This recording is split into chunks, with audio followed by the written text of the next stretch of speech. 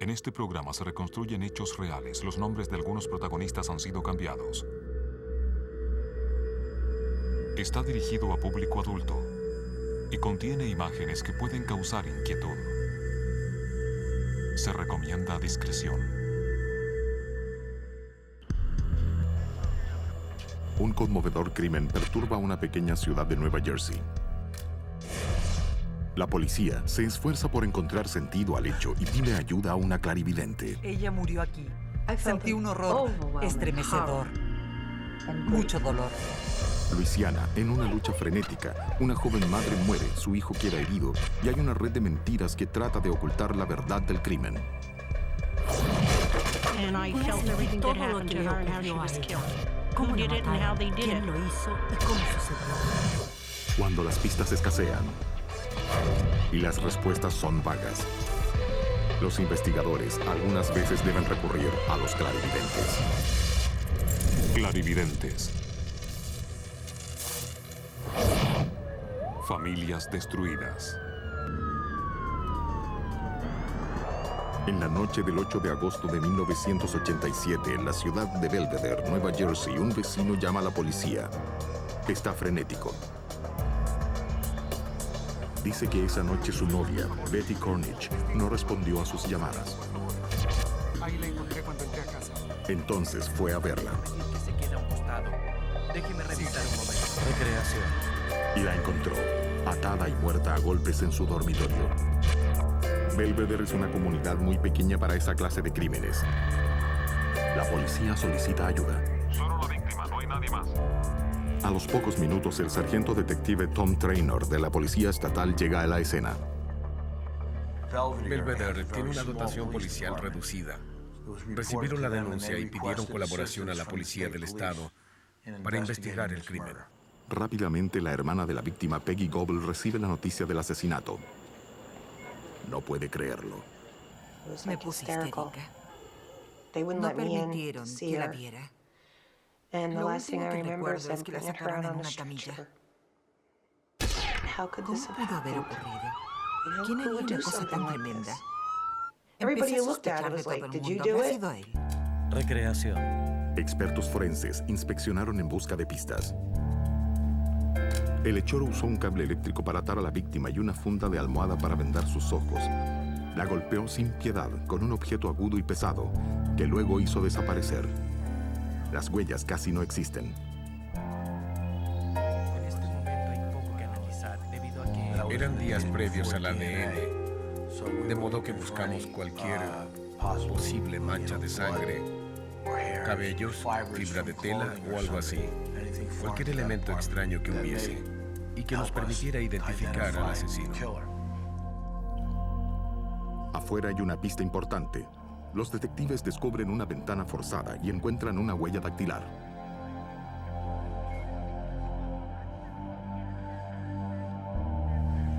Debido a su posición en el marco, pensamos que podía ser de alguien que había alzado la ventana desde el exterior para entrar.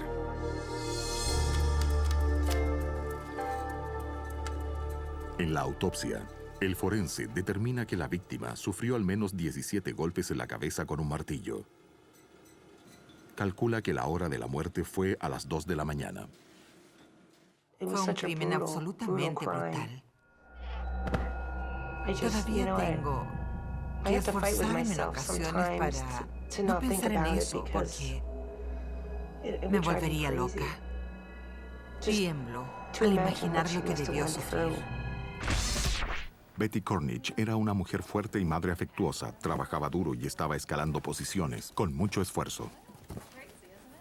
Mi hermana era enfermera, una persona muy cálida. Iba a cambiar de localidad en cosa de un mes. Estaba por trasladarse a otra casa que está a unos 15 minutos de aquí. Pero eso nunca ocurrió.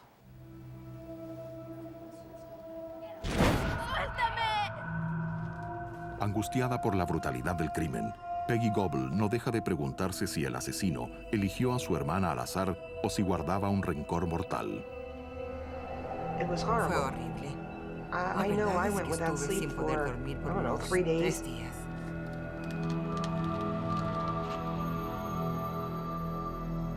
Estábamos muy asustados. ¿Irá a venir por nosotros ahora, quien quiera que sea? Me sentía mal por mis padres y mis sobrinas. Era algo espantoso. Intentábamos reconstruir los últimos pasos de la víctima y los contactos con personas. Siempre comenzamos con su familia y la gente más cercana. Betty había trabajado ese día. Nada inusual ocurrió en el hospital. Recreación. La última persona con quien había hablado era su novio. Yo telefoné. Explica que tenían una cita esa noche, pero que él debió cancelarla. Según su relato, Betty habría estado sola en su casa toda la noche hasta que él la encontró. Tratando de descubrir a quien dejó una huella en la ventana, la policía empieza con la gente más cercana a Betty. Quien quiera que estuvo en esa casa, ya fuese la víctima, sus hijas o su novio, quien haya entrado y salido, pudo haber dejado huellas, de manera que procedimos por descarte de las huellas dactilares de personas que podrían haber estado allí. Lógicamente, empezamos con parientes y vecinos del complejo de apartamentos. La huella de la ventana no coincide con la de los familiares de la víctima. Sigue la comparación con dactilares de vecinos de Betty. Al ampliarse la investigación, esta comienza a dar frutos. La huella finalmente coincide con la de un vecino. Su nombre es John Reese. Vive con su pareja en un apartamento sobre el de Betty. Pero ellos no estaban en casa la noche del asesinato. Reese había estado con amigos en un bar hasta algo después de las 2 a.m., la hora estimada de la muerte. Sus amigos ratifican después su declaración. Reese puede explicar la huella dactilar. Dice haber ido al apartamento de Betty varias veces para reparar una ventana atascada. Nos interesaría efectuarle un examen poligráfico. ¿Estaría usted de acuerdo? No tengo ningún problema. El hombre era cooperador, bien dispuesto y consideramos que había justificado sus actividades, además de decirnos todo lo que él sabía. No obstante, la policía debía asegurarse. Reese acepta una prueba poligráfica de rutina. No. Se usó el llamado detector de mentiras como instrumento útil para descartar a posibles sospechosos. Los resultados confirman su coartada. Estuvo fuera hasta poco después de las 2 de la mañana. Es solo una simple pregunta. A los investigadores les satisface menos el relato del novio de la víctima. Debido a su relación con ella, tenía naturalmente que ser una de las primeras personas en ser interrogadas para descartarlo o para considerarlo un sospechoso. Tuve un serio... No justifica con exactitud sus movimientos en la noche del crimen. Hubo problemas con sus actividades, las horas correspondientes, los lugares en que estuvo. No tenía testigos de sus actividades antes y durante la hora de la muerte de Betty. Solo queremos saber qué estaba haciendo a esa hora. En el curso de la investigación buscamos bases para confirmar o desvirtuar las declaraciones de los sospechosos. Rehúsa someterse al polígrafo. Yo me niego. El novio resultó sospechoso en un principio, lo cual me atemorizó tremendamente. No sabía entonces quién era el culpable. Hola, estoy llamando porque... Mientras las autoridades continúan su investigación, Peggy Goble toma una iniciativa. Tenía un servicio de limpieza doméstica entonces. Ocurrió que una de mis clientes supo de mi hermana y lo que había pasado. Y ella me comentó acerca de Nancy, una clarividente que vive en Flanders. Yo estaba dispuesta a todo entonces para atrapar al asesino. Peggy visita a la clarividente Nancy Orling Weber. Antes de comenzar, Nancy solicita a Peggy que no le proporcione detalles, ni siquiera la razón de su visita. cerrar mis ojos unos instantes. Confía plenamente en sus visiones. Después hablaremos, ¿correcto? De acuerdo. Dije a Peggy, hay una terrible tragedia en tu familia, una gran pérdida. Sentí una oleada de espanto y dolor al mismo tiempo. Ella comenzó a llorar y pude sentir que era su hermana. Siente que el dolor de Betty termina. Dijo, Nancy me dijo que Betty estaba ya en paz, que había descansado. La clarividente añade algo que a la vez consuela e inquieta. Le expliqué. Peggy, creo que no puedo decirte todo respecto a este caso. Puedo decirte unas pocas cosas. Su novio es el principal sospechoso ahora. Él encontró el cadáver, pero no la mató. Creen que es culpable, pero no está allí. Me preguntó, ¿estás segura? Respondí, sí, estoy segura, no fue él. ¿Ustedes creen que yo maté a mi novia? Comenté, santo cielo, está realmente horrorizado. Y lo consideran sospechoso, pero él no lo hizo. Nancy Orlean Weber descartó al principal sospechoso. Los detectives acompañan a Nancy al apartamento de la víctima. Ella se orienta allí sin dificultad. Momento, presiento algo allá arriba. Me atraía. Visualicé el crimen allá arriba y se los dije. Me volví a ellos y dije, tienen un asesino allá arriba. Allá arriba. Tienen un asesino allá arriba. Antes de hablar sobre sospechosos, la policía ha optado por que Nancy revise la escena del crimen. Enfrento toda situación como si fuera la primera vez en mi experiencia. Yo no puedo asumir hechos hasta no tener bases sólidas. Para prestar un buen servicio, o al menos dar lo mejor de mis capacidades, nada debe empañar el momento, lo enfoco como algo único. Dentro del apartamento, Nancy comienza a ver el desarrollo del crimen. Estoy segura, entró por ahí. Sus visiones son horrorosas. Él arrancó el cable. La imagen de Elizabeth Cornish se me presentó nítida. Recreación. Estaba acostada. Debió estar durmiendo cuando él entró. Era esbelta. Era una mujer muy joven. Fue atada. Él la ató fuertemente con el cable o el cordón de la aspiradora.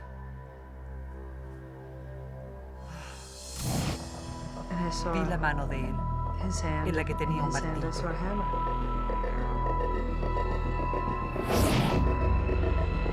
Con él le golpeó la cabeza. Oh, él no dejaba de golpear. Eso es algo que la policía ya sabe, pero Nancy ve más.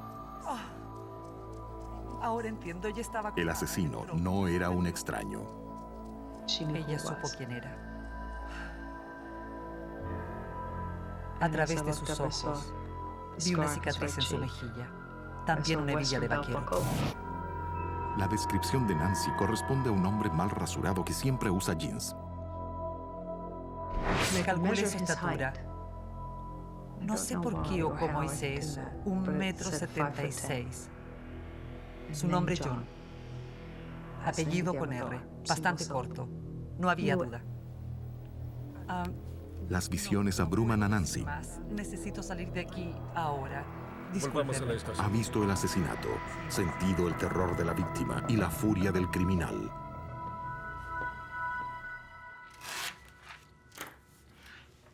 Así ve. En la estación, Nancy bosqueja un mapa de un pantano y del martillo que estaría allí, el arma asesina.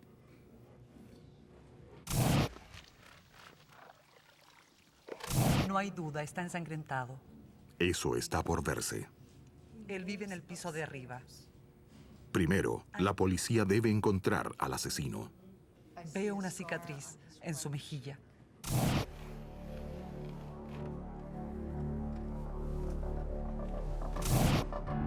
Su nombre es John. Su apellido es de breve pronunciación. Comienza con R. Me dijeron, bueno, hay un sujeto en el otro piso. Su nombre es John. Y su apellido es Reese. Sé lo que estoy Nancy está segura que es el criminal, sin duda. Pero hay un problema. Pasó el polígrafo. Le dije, no me importa, lo lamento. No sé por qué lo logro, no tengo idea. No lo dejen ir. ¿Vieron su cicatriz? Si vieron la cicatriz, su hebilla vaquera, quiero que lo reconsideren. No tengo ninguna duda. Ese es su hombre. Añade que el asesinato tuvo lugar a las 3 de la mañana. Las 3 de la mañana. Pero los detectives explican que la hora de muerte se calcula a las 2 en punto. Dije, lo lamento, pero pienso otra cosa. Y ahí lo dejamos. ¿Qué encontraste? La investigación se reactiva. Recurren al médico forense para confirmar la hora de muerte. El experto nos confirmó que, en efecto, pudo ser después de las 2, tal vez a las 2:30 y hasta las 3:30 de la mañana. Nancy Orling Weber tiene razón. Los detectives van a comprobar cómo un detalle crucial puede cambiar todo.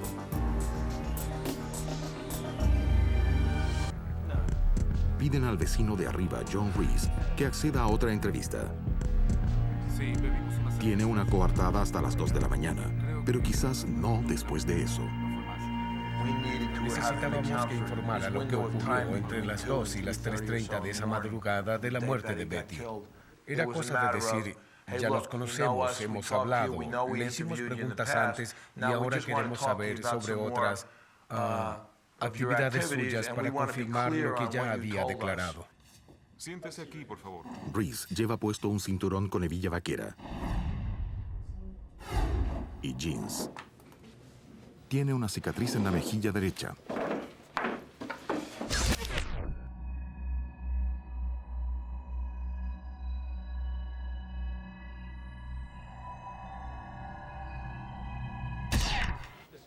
Grabación, entrevista, John. Es tal como Nancy anticipó. Reese ha superado el detector de mentiras, pero con preguntas sobre sus pasos hasta las 2 de la mañana. No justifica qué hizo hasta las 3. Bueno, no lo recuerdo bien. Al no lograr justificar ese tiempo, su coartada se debilita. Ya lo dije. Estuve con amigos. Los detectives empiezan a presionarlo. ¿A qué hora se marchó? Un poco después. Siguieron preguntas y más preguntas. Al comparar notas comprobamos que se estaba contradiciendo. Nos dijimos, un momento, no está diciéndonos todo aún. Advertimos un cambio no solo en lo que decía, sino en su lenguaje corporal. Estaba muy incómodo. Su huella en la ventana no tiene una buena coartada. Vean esto. Bastante revelador. La policía lo interroga durante horas hasta que finalmente John Reese se quiebra y confiesa el brutal asesinato de Betty Cornish.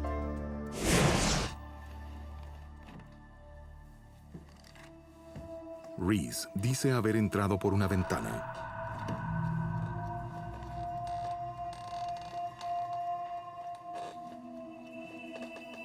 Recreación.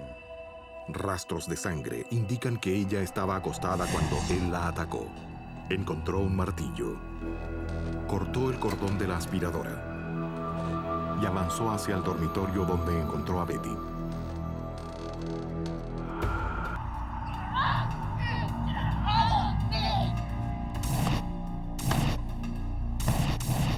Nancy Orling Weber captó todo con increíble exactitud, tal como John Reese lo declaró.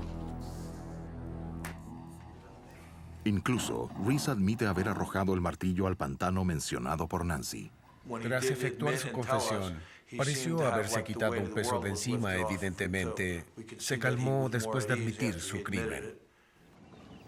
Siguiendo el mapa de Nancy y la confesión de Reese, los investigadores llegan al pantano y encuentran un martillo ensangrentado. Pero como nota curiosa en un macabro crimen, el análisis forense determina que ese martillo no es el arma asesina. Hay sangre en él, pero no es de Betty Cornish. Puede ser un arma criminal, pero no la usada por Reese.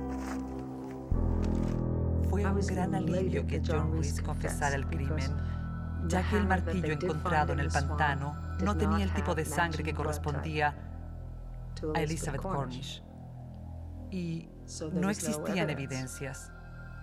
Entonces no había pruebas. Estaba en casa de mis padres esa mañana. Lo escuchamos en la radio.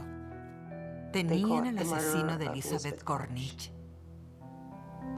Recuerdo que mis padres y yo lloramos y saltamos de alegría cuando supimos la noticia. Todos nos decíamos, por fin Betty descansará en paz. Luego reaccionamos, se ha ido, jamás regresará. Peggy agradece que Nancy guiara a la policía nuevamente a Reese. Ese hombre, John Reese, había pasado la prueba del polígrafo. Pero ella insistió mucho. Deben interrogarlo otra vez. Deben hablar con él otra vez. Eso es lo que hicieron y finalmente él confesó. Tom Trainor siente lo mismo. Su colaboración es muy valiosa. Considero que ella se dedica a cumplir su misión, tal como un agente de policía. Es alguien con quien trabajaría sin ninguna duda, porque ella es muy profesional en su trabajo. En el otoño de 1989, John Reese fue procesado y convicto de asesinato en segundo grado. Su sentencia fue prisión perpetua. Policía, dígame. Amanecía el 24 de febrero de 1984. Un hombre llamado Alan Riker llama a la policía de Jefferson Parish. ¿Qué ocurre? Dice que ha sido asaltado en su casa. ¿El sospechoso sigue ahí? No está seguro del paradero del asaltante. Bien, sospechoso quizás en la escena. Los agentes acuden rápidamente y proceden con cautela. No saben quién o qué les aguarda. Todavía no. ¡Salgan de la casa! Repentinamente aparece un hombre con una escopeta calibre 12. ¡Baje el arma! ¡En el suelo! ¡En el suelo! Es Alan Riker, golpeado y sangrando. ¡En el suelo!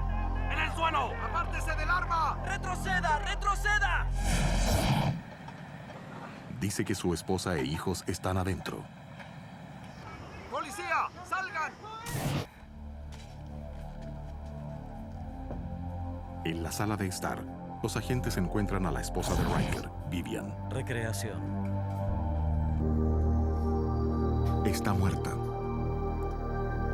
Fue golpeada. Ven huellas de una lucha violenta.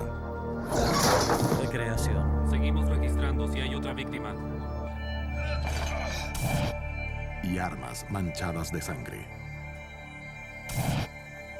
Los agentes buscan a los niños. En un cuarto trasero descubren un bebé. Mencionó a más. El niño está a salvo, dormido. Después, algo espantoso. Algo que no olvidarían los investigadores del inusitado y terrible crimen recién descubierto. Febrero de 1984. Una noche de violencia destruye a una familia en Jefferson Parish, Luisiana. Vivian Riker, de 26 años, ha sido asesinada con numerosos golpes. Recreación. Tenemos una víctima. Su bebé está bien, dormido en un cuarto, pero los agentes descubren al otro pequeño hijo de Vivian con graves lesiones.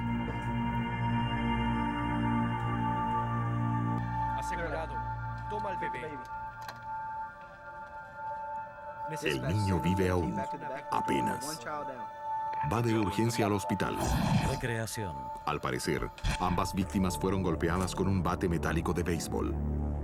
Los investigadores recuperan también un cuchillo ensangrentado, aunque ninguna de las víctimas tiene heridas cortantes.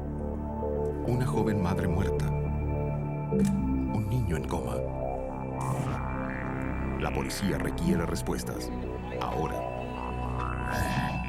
Comienzan con el esposo de Vivian. Dice que el atacante fue un amigo de la familia llamado Steve Vanderbilt. Según el fiscal asistente del distrito, W.J. LeBlanc, Riker sostiene que fue un ataque sorpresivo. El esposo dice que llegaba a casa. Tan pronto abrió la puerta, su amigo lo atacó con un bate de béisbol. ¿Qué es esto? Alzó un brazo, paró el golpe, sufrió una fractura, gritó ¿por qué haces esto? ¿Qué ocurre? No sigas, por favor. Somos buenos amigos. El otro le decía, cállate, estoy haciendo lo que debo hacer. Riker declara que se defendió. Finalmente pudo tomar un cuchillo. ¿Qué pasa contigo? ¿Qué pasa?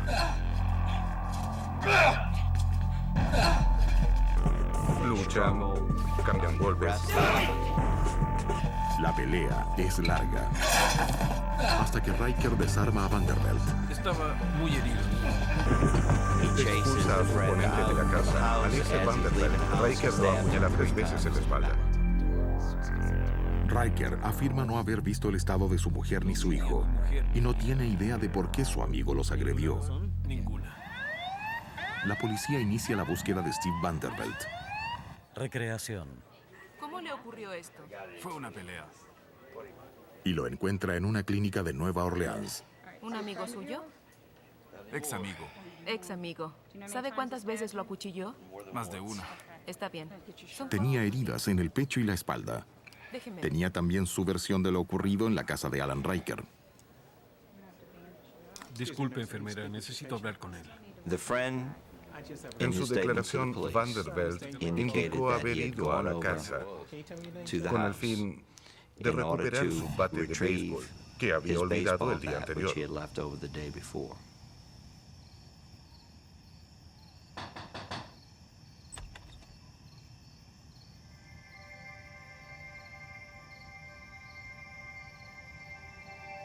Repentinamente, Riker estaba atacándolo. Vio el bate de béisbol cubierto de sangre, según sus palabras, lo recogió y empezó a esgrimirlo como arma. Escapó tan pronto pudo. Igual que Riker, Vanderbilt no explica por qué pelearon y dice no saber nada de la muerte de Vivian o el ataque al niño. Los agentes conservan las ropas ensangrentadas como evidencia. Bien, gracias a Dios. Alguien miente. Teníamos dos versiones de los hechos ocurridos en la casa y donde cada hombre acusaba de agresión al otro. Los investigadores comparan las dos versiones. Ambos hombres estaban en la casa con acceso al arma asesina. Ninguno dice saber qué ocurrió a Vivian.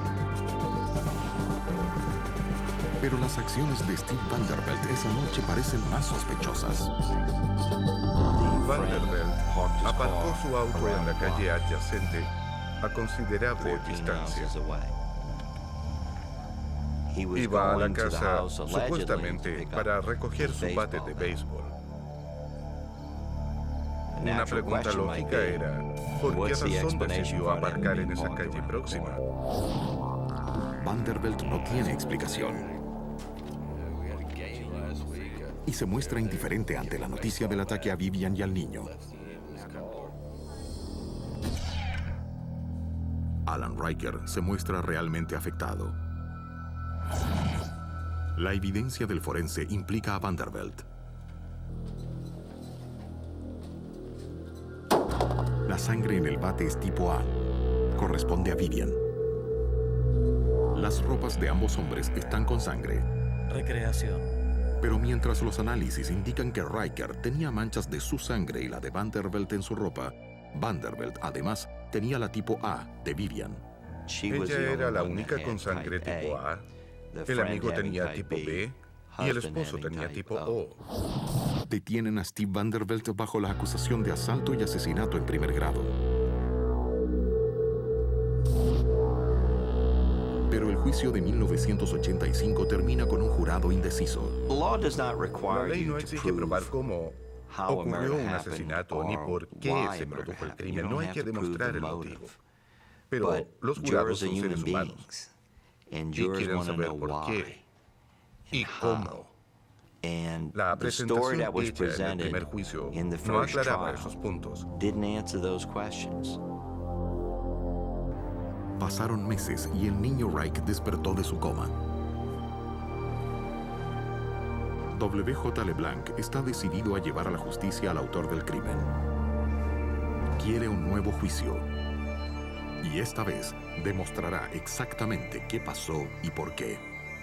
Hubo muchas discrepancias en las declaraciones de ambos hombres, que sencillamente no tienen base en el sentido común y que son desmentidos por la evidencia física.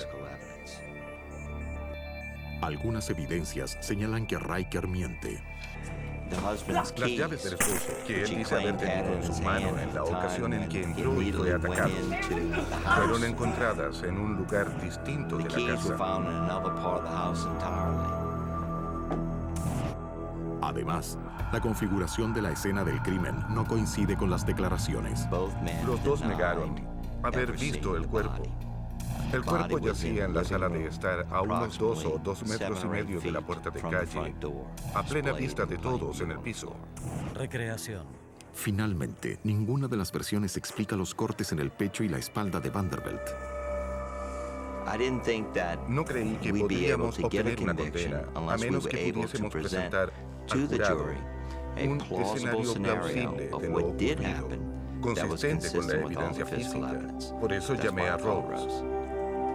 LeBlanc contacta a la famosa clarividente Rosemary Kell en su casa de California. Rosemary ha ayudado a decenas de agencias policiales durante su carrera y trabajó con LeBlanc en un caso criminal 2 años antes. Oh, sí, el gran caso que me pidieron tomar. Cuando inicia un nuevo caso, prefiere que le den los mínimos detalles posibles.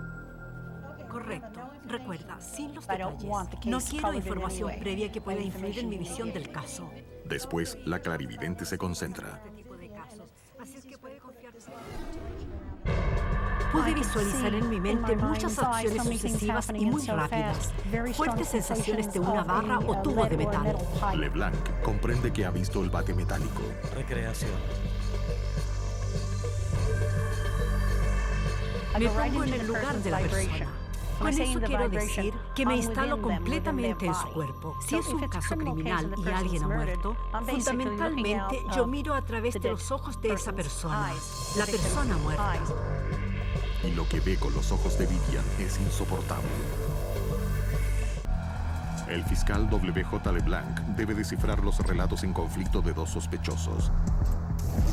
Alan Riker, esposo de Vivian, y su mejor amigo, Steve Vanderbilt. LeBlanc decidió recurrir a su arma secreta, la clarividente Rosemary Kell. Cuando se me ocurrió pedir a Rose que colaborara en este caso particular, me pregunté si debía o no consultarlo con mi jefe. En primer lugar, opté por no hacerlo ante el riesgo de que me creyera loco. Es un riesgo, pero LeBlanc necesita ayuda. Hola. LeBlanc da a Rosemary el nombre de la víctima, nada más. Correcto. Las visiones son inmediatas. No es necesario. Lo primero que vi fue una barra metálica cerca de ella. Había mucha sangre en la pared y un bebé en una sillita. Vi también otro niño brutalmente golpeado. El desorden era tremendo, con sangre por todas partes. LeBlanc estaba al teléfono y me decía, sí, exacto, de esa forma ocurrió. Durante sus visiones, siente lo que Vivian experimentó. Sentía cómo destrozaba mi rostro. Sentía que casi no podía respirar. Recreación. Sabe que fue un homicidio brutal, pero todavía no está segura de quién lo hizo. LeBlanc envía a Rosemary fotos de la víctima y los sospechosos. Trabajo con las fotografías de forma muy simple. No miro las fotos, nunca lo hago al recibirlas. Las coloco boca abajo en mi mesa y froto mis dedos sobre el dorso. Al hacer eso, capto las energías.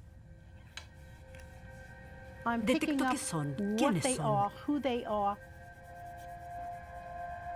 Me atrae una foto primero y luego otra. Me concentro en esta porque al captar la energía de la mujer, siento su tránsito hacia el otro mundo. Concentrándome en la vibración de Vivian, descubro a una mujer joven que ama a sus hijos, contenta en su hogar, pero que no es una persona feliz realmente y pasa por una etapa de desorientación. Siento deseos de concentrarme, mas al ver un niño... Luego, Rosemary estudia la foto de Alan Riker. Capto vibraciones aquí. Descubro a un hombre que es muy violento. No solamente colérico, sino también sumamente cruel. Lo visualizo y no quisiera estar cerca de él. La vibración de Alan me reveló un hombre que ya no quería continuar casado. Un sujeto no solamente solapado, sino egoísta, muy lleno de odios. Era un matrimonio conflictivo. También es un hombre que abusa de su esposa. No me agrada captar su energía en absoluto. Es un ser muy negativo. Y las vibraciones que recibo indican que es una persona malvada. Es sencillamente malvado. Otra fotografía. Se trata esta vez de Steve Vanderbilt. En cuanto a Vanderbilt, también su matrimonio es muy infeliz y busca alguna forma de ponerle término. No solo es un hombre infeliz, sino también un manipulador. Y lo que quiere es tener a Vivian para él. Busca la manera de conseguirlo. Pero Vivian no lo quiere. Y Vanderbilt comienza a odiarla. Rosemary ve que los dos hombres planifican algo bestial. Visualicé un edificio y al observar sus detalles vi que en su fachada había unos impresionantes caballos. Presentí que los hombres estaban adentro. Cuando entré, hallé a los dos, anotando en una servilleta. Estaban planificando cómo librarse de sus esposas. Ellos complotaban como socios. Según la clarividente, el plan original era matar a Vivian y después a la esposa de Vanderbilt. Se trataba de una conspiración entre ellos. Ambos querían eliminar a sus esposas. Días después, LeBlanc invita a Rosemary a Luisiana a ver la escena del crimen. Alan Riker ya no vive en la casa. Por cierto, pensé que resultaría ventajoso que ella estuviese físicamente en la casa en que había ocurrido el crimen. Al ver eso, ella decidió enseguida... Inmediatamente, ella se dirigió a donde había estado el cuerpo. Dijo, aquí murió ella. Efectivamente, era así. Porque yo tenía fotos de la escena del crimen conmigo. Rosemary entra en la alcoba principal y capta las vibraciones de Vivian ya convertida en la víctima. Sentí inicialmente una profunda desesperación, dolor, una amenaza, una fuerte presión. Registraba las emociones de Vivian en las vibraciones. Sentía una gran angustia, quería llorar, quería gritar, tenía una ira inmensa. Experimenté todo lo que ocurrió cuando la mataron, cómo la mataron, quién lo hizo y de qué manera.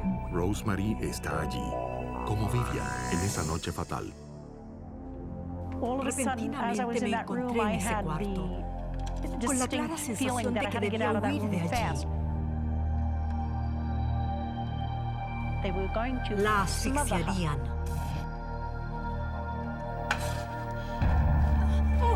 Vivian grita, pidiendo ayuda a su esposo, pero este, en cambio, llega a sujetar sus piernas.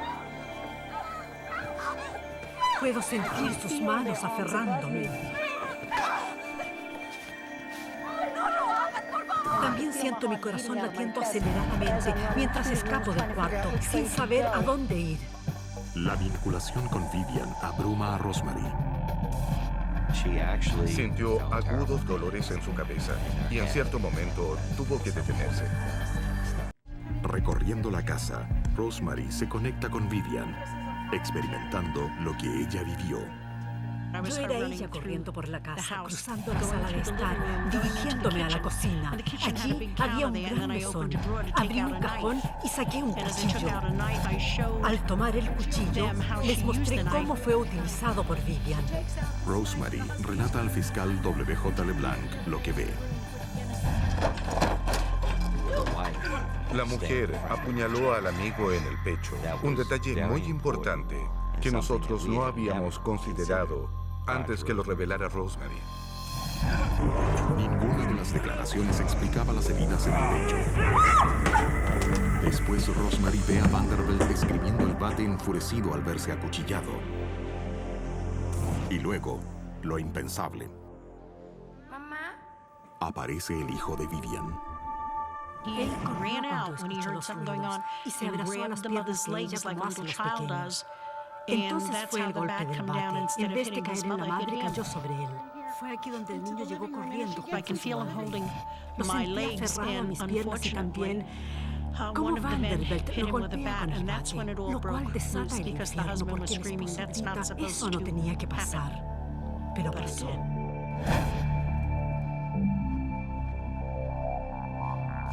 El hijo de Alan Riker está gravemente herido. Rosemary ve que los hombres, primero conspiradores, son ahora enemigos. Fue entonces cuando comenzaron a pelear entre ellos, debido a que había que eliminar a la mujer, no al niño. La clarividente ve una prolongada lucha hasta que los hombres quedan exhaustos. Aunque ha terminado la pelea, no les preocupa el niño lesionado ni la mujer agonizante. Pude verlos sentados ante el televisor, bebiendo mientras ella yace en el piso. No estaba muerta aún. Luchaba por sobrevivir. Vi cómo agitaba sus brazos y sus manos ensangrentadas. Pese al horror, la fuerza y el amor de Vivian Riker se manifiestan. De la muerte. Pero da muestras de entereza y entrega lo que le resta de vida a sus hijos. Recreación. No le importa lo que le ocurra a ella, no le interesa nada más. Solo desea que sus pequeños estén bien. Así es la madre en que me he incorporado. Está casi muerta, pero tiene a su bebé en una silla y sabe que el otro chico está malherido. Es duro, es muy duro sentir que su vida desaparece y que hay dos hijos que cuidar. Y esos dos hombres la dejaron morir. La dejaron, estaba viva. Murió lentamente, fue horrible. La dejaron morir. No, eso no es humano. Lo lamento. Esta mujer sufrió y eso era evitable. Permaneció viva largo tiempo, mientras ellos descansaban y miraban televisión. La espantosa experiencia pasa la cuenta a Rosemary. Amo todo lo que hago, pero cuando sufres la desgracia ajena, eso te afecta demasiado. Con la ayuda de Rosemary, que ha establecido cómo y por qué se produjo el asesinato, el fiscal LeBlanc acusa a Alan Riker y Steve Vanderbilt de homicidio.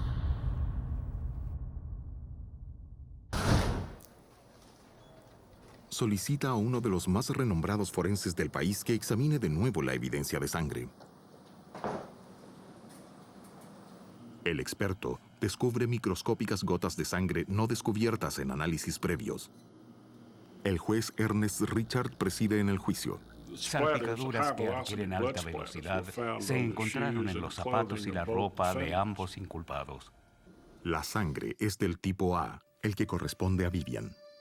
Habría sido imposible, en mi opinión, que hubiesen tenido esas huellas de sangre en sus ropas si no hubiesen estado muy cerca de la víctima en los momentos en que ella recibió los golpes mortales con ese bate. En 1990, ambos hombres fueron declarados culpables. Considero el uso de clarividentes como un recurso más a mi disposición. Cuento con detectives investigadores, tengo otros investigadores en la fiscalía y en este caso fue necesario emplear una clarividente. Creo que Rosemary Kerr es una de las mujeres más extraordinarias que he conocido. Pero Rosemary sabe que Vivian Riker es la verdadera heroína. Cuando me permitieron ver a través de sus ojos fue un privilegio, porque logré ver lo que había ocurrido y pude sentir lo que ella experimentó.